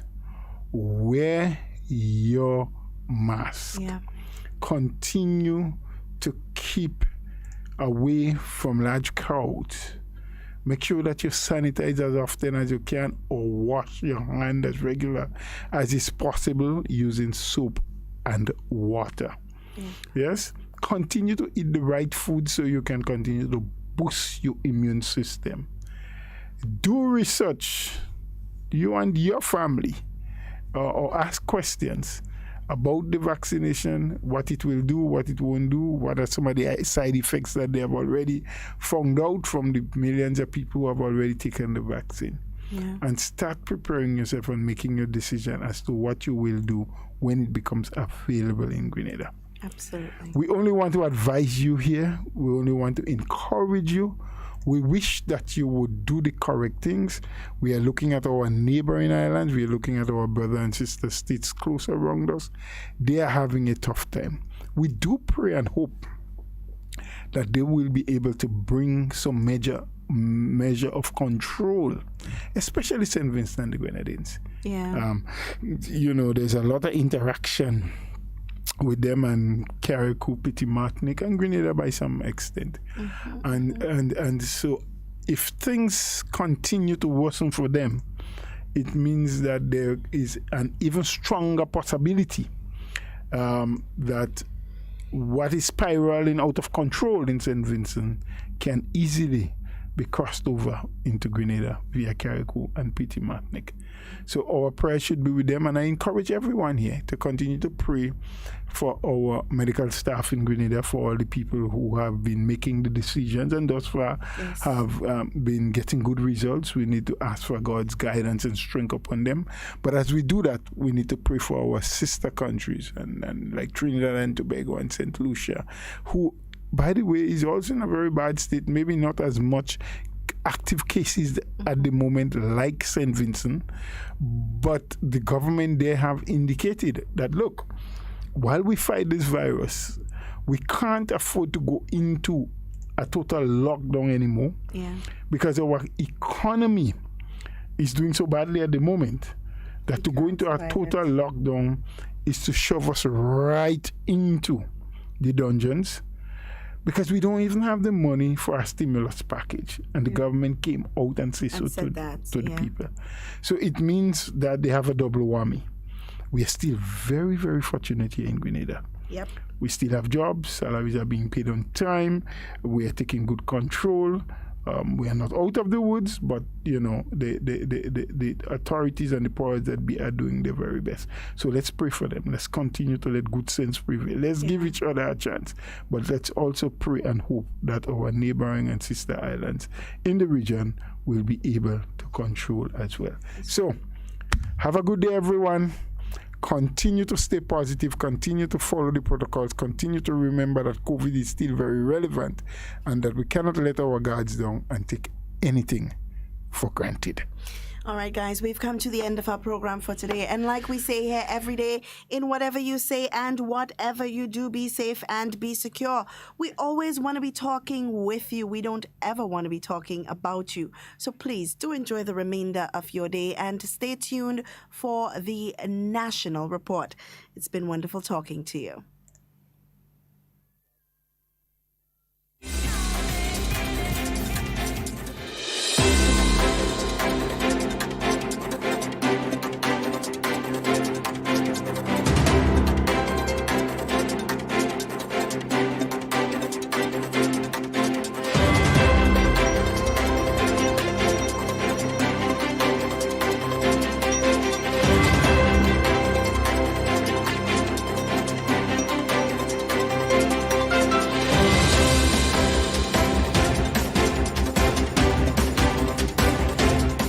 St. Lucian trade unionists commends government's honesty over inability to pay 4% salary increase at this time.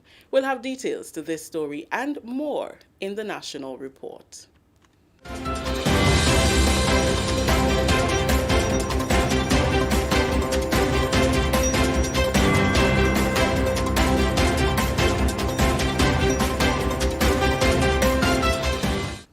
With the details to the news for Friday, January 22nd, 2021, I am Rikisha St. Louis.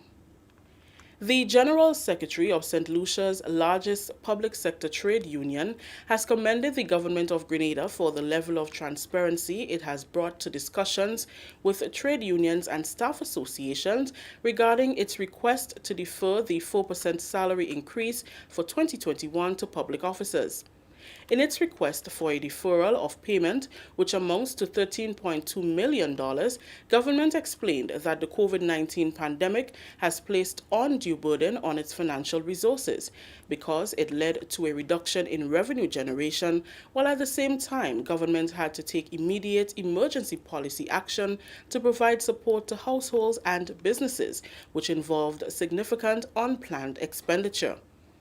Mr. Claude Paul, General Secretary of the St. Lucia Civil Service Association, says the Grenada government must be given points for the manner in which it has handled the situation. Transparency is the best way to go in any circumstance. It's always good to let the other party know what your situation is. And I believe with that posture, you could make a lot more progress than trying to demand a situation or to dictate to persons how they should act. While government acknowledges that the increases were agreed upon in good faith, it is requesting that consideration be given to deferring this significant increase in recurrent expenditure. Members of the government's negotiating team have disclosed that the deferral will actually cost the government more than if it paid the agreed-upon increases on time. Mr. Paul believes the Grenada government's approach to the situation is quite reasonable. The Minister, Oliver Joseph, appeared to have laid all the cards on the table, and I think that is a positive thing in terms of transparency. And so, when he sought to explain the position, I cannot speak for the unions in Grenada, obviously, because I don't know if there's another side to the story. But what he said seems to be quite reasonable in the circumstances. A delayed payment means that compounded interest will apply and the burden of retroactive pay arises. It will be the first time since government returned to office in 2013 that it will have to resort to retroactive payments. Continuing the news, the CARICOM Commission's 2018 report on marijuana was the subject of a roundtable discussion on Friday. It addressed areas such as health and social considerations, including decriminalization and legalization, law and human rights. Agriculture Minister Honorable Peter David, who addressed the gathering, said government will move to effect change and added that legislation has already been drafted and will be submitted to Cabinet. The local conversation will start with consultations to give the public an opportunity to share their concerns and expectations on the way forward. One must not ignore the potential negative consequences of going in a particular direction, in particular, the issue of young people and the age range that would be allowed or should be allowed use of cannabis, in addition to the question of driving while under the influence, an issue raised by the Commission. And I look forward to the comments on that, because while we move forward, and I think there is a general consensus that we have to effect change, we must also do the change in a way that does not have negative consequences for our young people, for our society in general. Minister David emphasized that while there is a general consensus on how government should proceed, it cannot ignore the negative consequences that can surface as a result. He highlighted the legal age as an area of concern. The government has this time, and the Prime Minister has indicated, and the government has indicated, the government of Grenada accepts the report, and the government will move forward to effect changes. We will do consultations, this included as one of them. At the same time, we do believe that there is a general consensus, so we can move quickly on some aspects of it that I will outline in a minute. So the government has already drafted some legislation.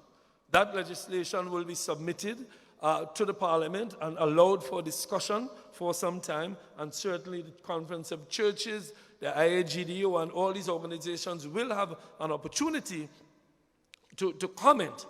But I do hope it is not one of these consultations that go on for years and years, and the problem remains for years and years, because I think, based on all that the Commission has said and based on all that has happened in the region, that we do already have a consensus on certain aspects of this that we can move forward with while we await a consensus and a decision on some of the more difficult parts. So far, according to Minister David, there seems to be consensus to decriminalize certain amounts, cultivation of a small amount, and the use by the Rastafarian community.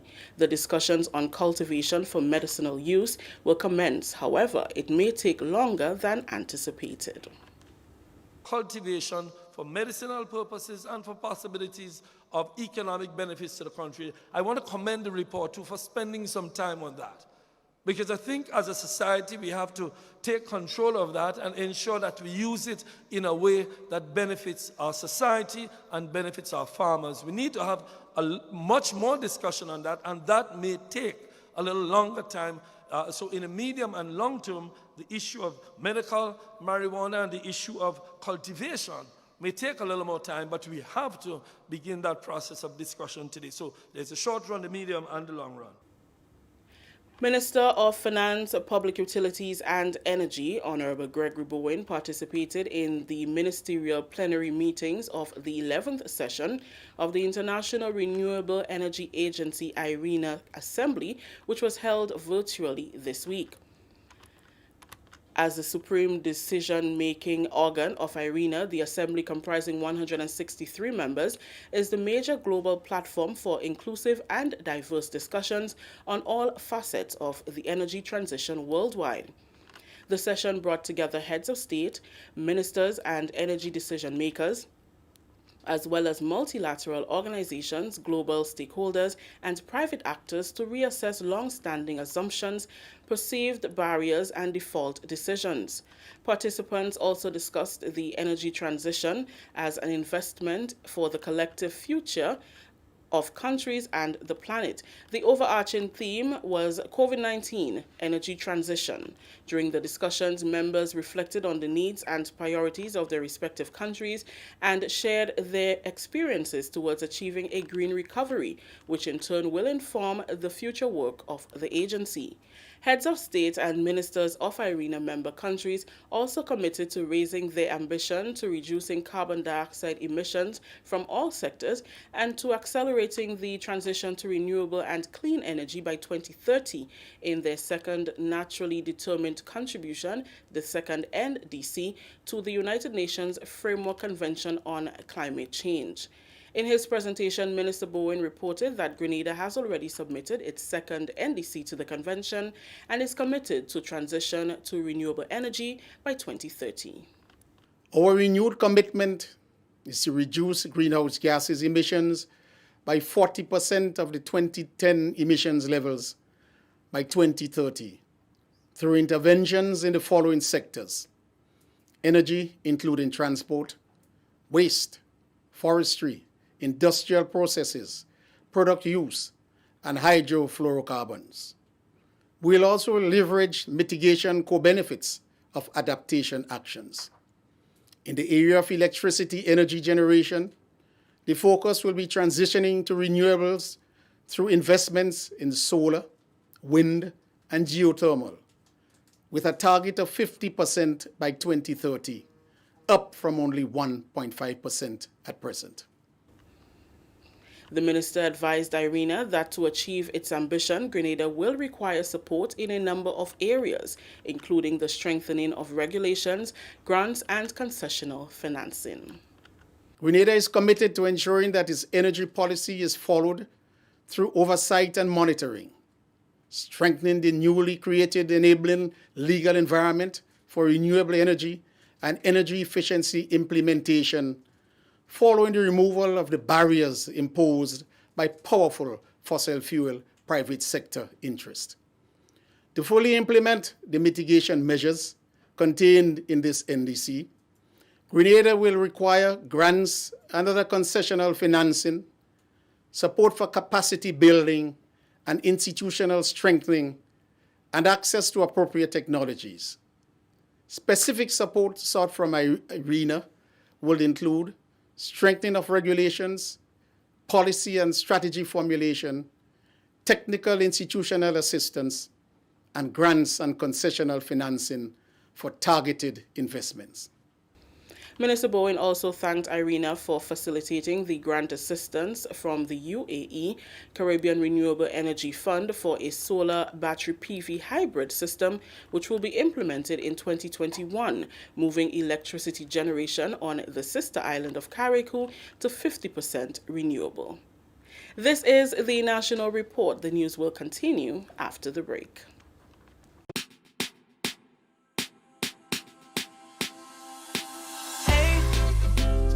Are you gonna wear your mask today? You see everywhere you go, there are rules you got to follow, so don't you say COVID-19 will delay. Take the opportunity to save your community. Don't be that guy, put a mask on your face if you're heading outside. It's your life, my life, more lives will be taken if we don't try. If you feel any symptoms, call the hotline. Stay inside until you feel fine. 6 feet away every day. Keep COVID-19 far from away. Keep Grenada safe. Be COVID-19 smart. Welcome back. Tourism Minister Honorable Clarice Modeste Kerwin says Grenada's tourism sector is being restricted by the high cost of energy. She said the island cannot compete with others if the barrier to good production and profitability stems from the high cost of electricity. The tourism minister was, at the time, contributing to the discussion in the lower house on the repurchase of WRB shares. Minister Modeste Kerwin said the Grenada Tourism Authority, GTA, recently did research on the impact of the cost of energy on the tourism sector, and it was found that 56% of hotels' total expenditure was consumed by electricity costs. They have given us an average of 56% of properties' total expenditure, and they did that for hotels and they did it for restaurants. 56%, more than half, is just for electricity alone. So you're not talking about salaries for people. You're not even talking about employing the numbers that you may need, because if you have a 5-star hotel and a AAA as Spice Island Beach Resort, you have to employ the appropriate staff, appropriately trained and have the experience, and the appropriate numbers so that you keep your stars.